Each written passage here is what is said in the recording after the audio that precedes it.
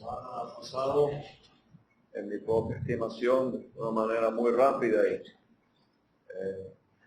lamento que es la última noche, pero agradezco pues el apoyo que han dado los hermanos a estos cultos y la animación que ha sido ver a tantos con ese interés que no ha menguado en oír la enseñanza de la palabra de Dios. Ahora vamos a leer en Apocalipsis capítulo 3, el mensaje a la iglesia en Sardis. Apocalipsis capítulo 3, escribe al ángel de la iglesia en Sardis, el que tiene los 7 espíritus de Dios y las 7 estrellas. Dice esto: yo conozco tus obras, que tienes nombre de que vives y estás muerto. Sé vigilante y afirma las otras cosas que están para morir, porque no he hallado tus obras perfectas delante de Dios. Acuérdate pues de lo que has recibido y oído, y guárdalo, y arrepiéntete, pues si no velas, vendré sobre ti como ladrón, y no sabrás a qué hora vendré sobre ti. Pero tienes unas pocas personas en Sardis que no han manchado sus vestiduras, y andarán conmigo en vestiduras blancas, porque son dignas. El que venciere será vestido de vestiduras blancas, y no borraré su nombre del libro de la vida, y confesaré su nombre delante de mi Padre y delante de sus ángeles. El que tiene oído, oiga lo que el Espíritu dice a las iglesias. Quisiera leer también el libro de Génesis, para encontrar un vencedor en aquellos tiempos, capítulo 39.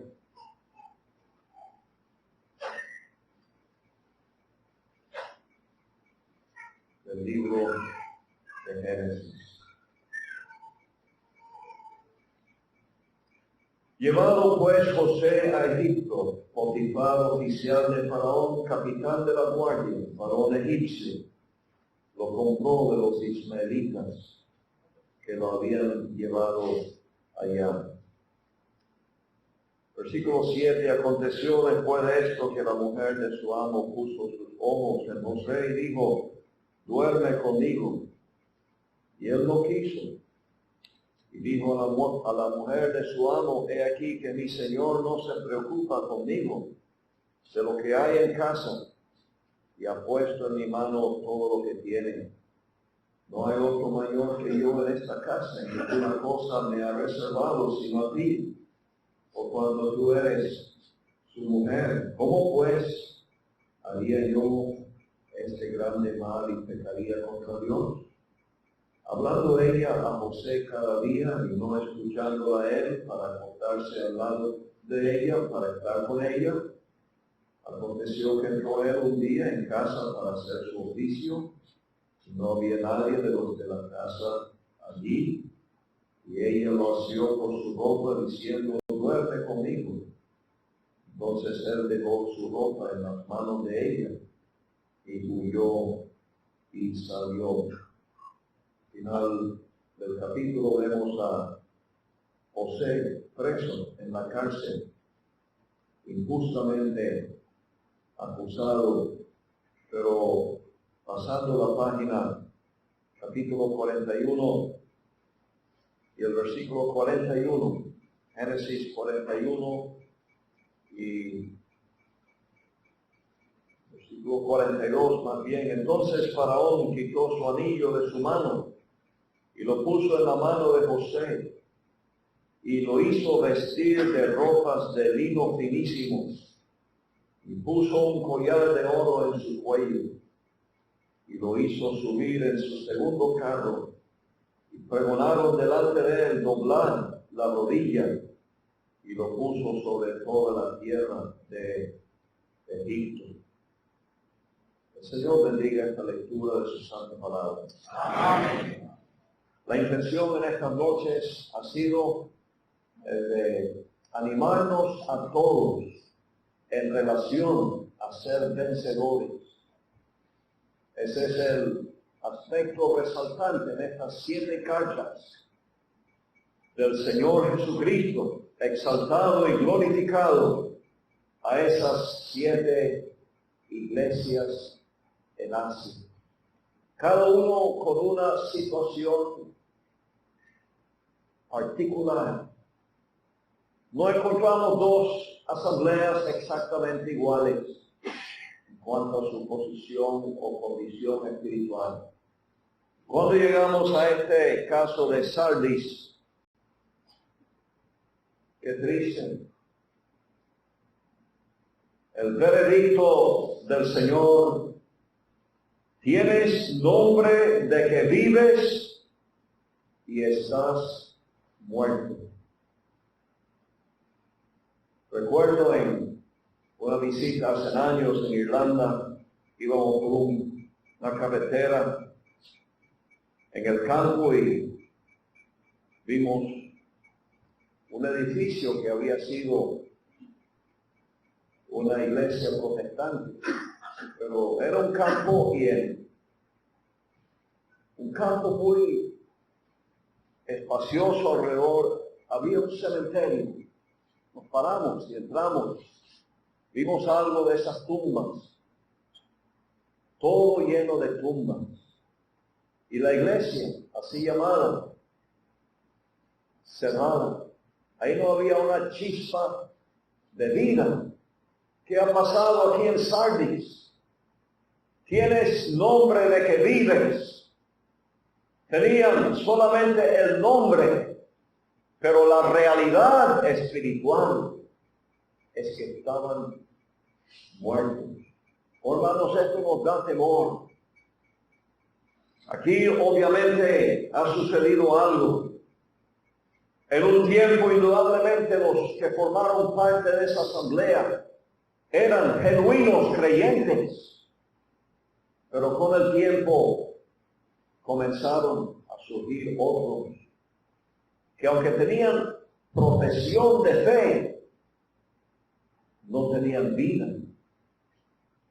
Quizás los bancos llenos, muchos miembros, pero la triste realidad: estás muerto.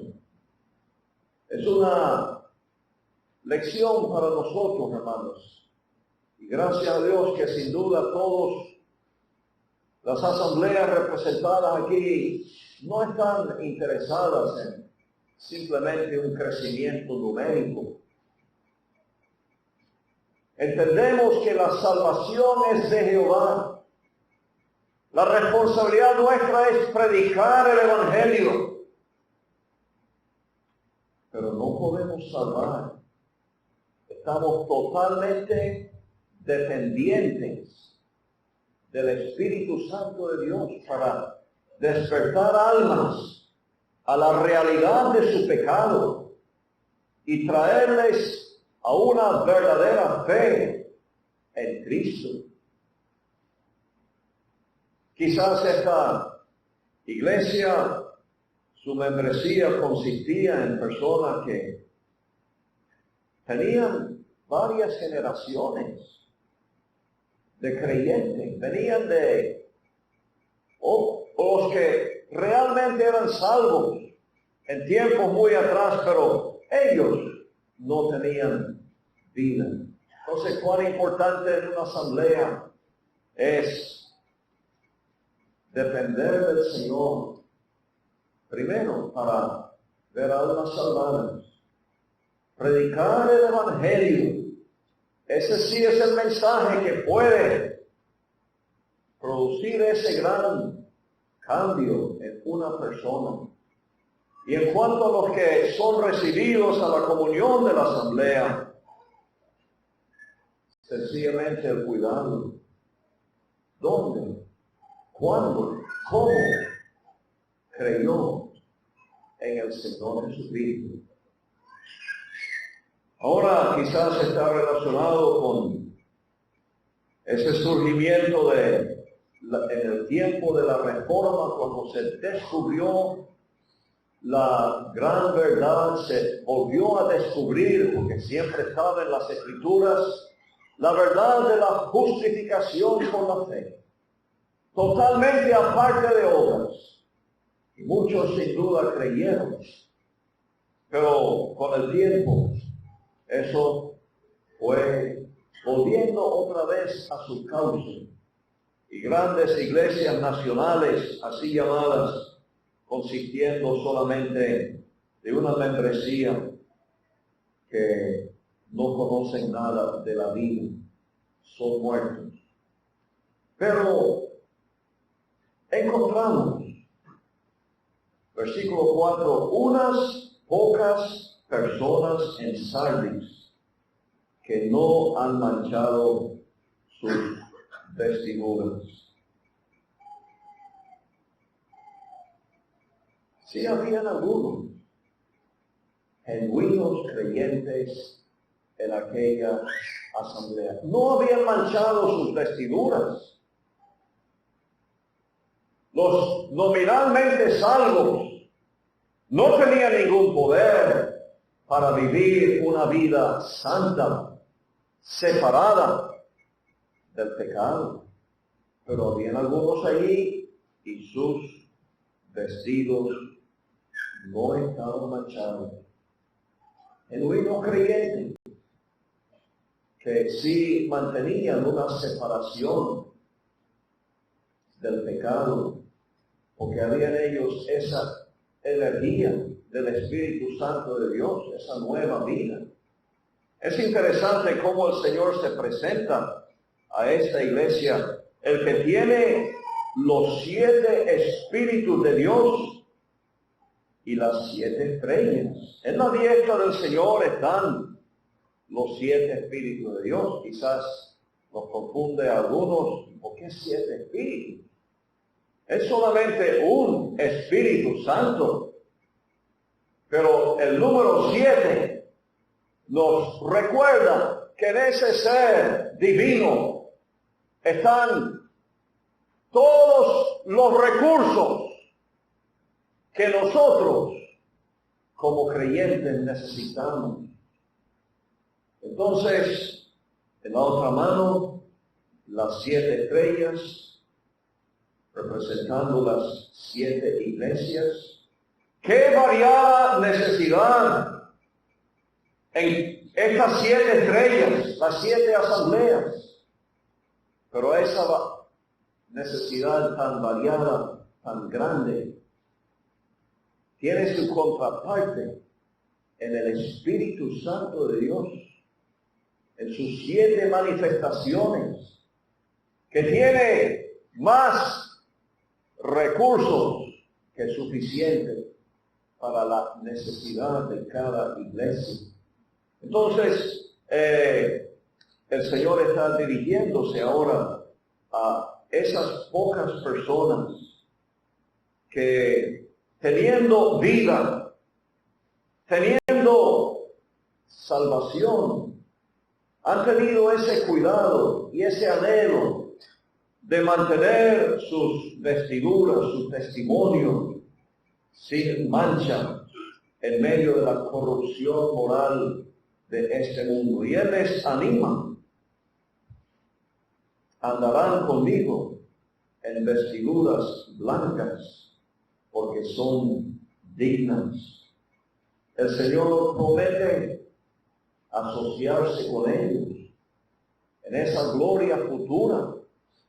Él va a tenerlos a su lado. Ellos van a andar con Él en vestiduras blancas. Y la promesa para el vencedor también tiene que ver con ser vestido de vestiduras blancas.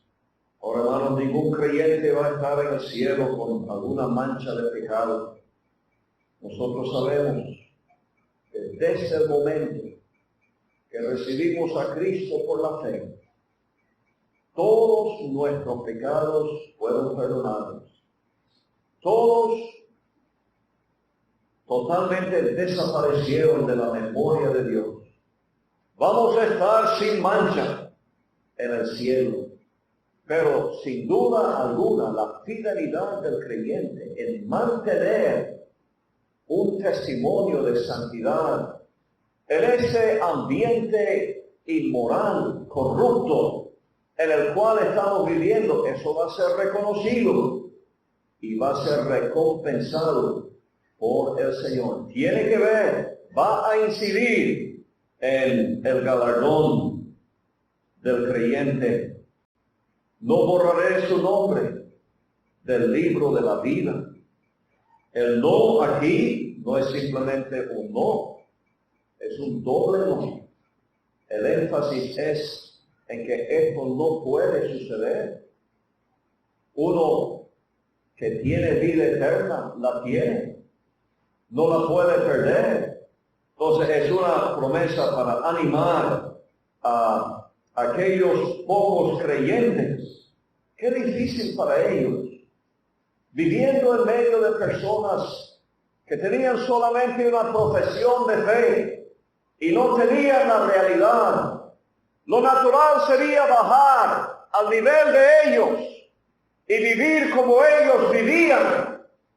Pero la evidencia de que eran salvos es que no vivieron a ese nivel, sino que mantuvieron esa santidad de vida y ese testimonio de limpieza, el cual el Señor está tomando en cuenta y animándoles para continuar con esa vida de separación que estaban manteniendo en ese ambiente tan difícil de la ciudad de Sardis. Como hemos hecho en otras noches, hemos querido tomar un ejemplo también del Antiguo Testamento. Y ha estado en mi mente el ejemplo de José, un vencedor en relación a mantener el testimonio en un ambiente totalmente corrompido como lo era Egipto. Es triste leer en el capítulo anterior de Génesis, es decir, Génesis 38, el caso de un hermano de José, un hermano muy distinguido de José, el caso de Judá.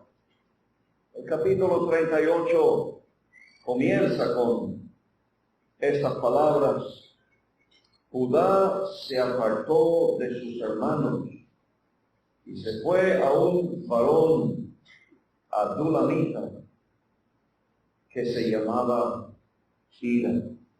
Qué triste este capítulo registrado en la vida de Judá, donde se muestra que él bajó al nivel de los cananeos, entre los cuales ellos vivían, y sí manchó sus vestiduras, dejó un testimonio que no era el que debía haber dejado como un hijo de Jacob, una de las tribus de la nación de Israel. Sin embargo, aunque la Escritura registra fielmente el fracaso de Judá, también resalta la gracia de Dios en relación a Judá y en relación a esos dos hijos que nacieron, Fares y Sara, en las circunstancias tan vergonzosas, digamos, del capítulo. Pero nacen estos dos hijos. Y ya hemos oído mencionar esos hijos en el libro de Ruth, donde se comienza a trazar el linaje del cual nació el Señor Jesucristo eventualmente. Ahí está mención de Fares. Oh, hermanos, la gracia de Dios, cuán grande es, a pesar del fracaso que puede haber en la vida de un creyente. Estamos parados sobre este fundamento, la roca de la gracia de Dios. Pero entonces, José también se encuentra retirado de sus hermanos, pero hay una diferencia. Judá se apartó de sus hermanos. Él mismo se alejó de ellos. ¿Qué ayuda nos es estar entre nuestros hermanos? Mantener una estrecha comunión con el pueblo del Señor. Alejarnos de las reuniones nos expone a peligro. Y eso se ve claramente en la vida y el fracaso de Judá. Pero José no tuvo opción. Fue vendido, como sabemos, por sus hermanos como un esclavo y fue llevado a Egipto y estuvo ahí absolutamente sin haber sido el culpable de eso. Eran circunstancias que Dios permitió en la vida de José para su propio bien espiritual y también para que él llegara a ser un Salvador. No solamente para sus propios hermanos, su propia familia. Él recibe el nombre Zaphnath Paaneah. Una de las explicaciones dadas de ese nombre es Salvador del mundo. Y en efecto, él salvó el mundo de perecer de hambre. Entonces, Dios tenía propósitos en esto. Y aparte de esas dos razones, aquí está uno que iba a ser un tipo del Señor Jesucristo en su humillación y luego su exaltación. Qué interesante que no encontramos en el registro histórico de José la indicación de alguna falla moral. Él mantuvo sus vestiduras sin mancha allí en medio de ese ambiente tan perverso en Egipto. Fue tentado y Egipto representa el mundo en sus distintos aspectos. La vida de Egipto era una vida totalmente diferente a la vida que José conocía allá con su padre Jacob, uno que vivía en tiendas, manteniendo su carácter de peregrino, una vida sencilla, tan diferente el ambiente en que se encuentra José al llegar a Egipto. Y él prospera porque Dios está con él. Pero eso a la vez tenía su peligro, prosperar en Egipto. Pero con todo esto, él mantiene su fidelidad al Señor y resiste la tentación, pierde sus vestidos, prefirió perder sus vestidos que quedarse allí y perder su testimonio. Para la cárcel va José. ¿Cuánto tiempo pasó allí? Leemos en el Salmo que la palabra de Dios le probó. Él podría recordar aquellos sueños que había tenido en un tiempo en su juventud que indicaban una futura gloria y grandeza en relación a sus hermanos. ¿Y qué está pasando? Él va descendiendo y descendiendo. Ahora está en la cárcel. Está sintiendo los hierros ahí en la cárcel, porque eso lo indica también el Salmo. Pero vino la hora totalmente inesperada, sin preaviso, cuando José tuvo que salir rápidamente de la cárcel, porque lo esperaban en el palacio de Faraón. Y ahí hemos leído de su exaltación tan impresionante. El anillo de Faraón lo quita él de su mano y lo pone en la mano de José. Y lo hizo vestir de ropas de lino finísimo. Qué interesante, ¿verdad? Ese es lo que el Señor está prometiendo al vencedor. Ropas blancas. Oh, hermanos, es algo para animar a cada uno de nosotros aquí en esta noche. El Señor está esperando de mí que en medio de todo lo que pueda suceder a mi alrededor, yo sea fiel a Él y me mantenga separado del mundo, del pecado. Y Él quiere recompensar al creyente. Él quiere animarnos, hermanos, en todas estas porciones que hemos estado leyendo. Vemos que hay los recursos. Hay suficientes recursos en el Señor para que el creyente sea un vencedor en cualquier circunstancia en que se encuentre, con toda la oposición y las dificultades que puede haber, podemos vencer. El Señor nos ayude a tener ese anhelo y lograr esa corona que el Señor quiere dar al vencedor, y que Él bendiga su palabra.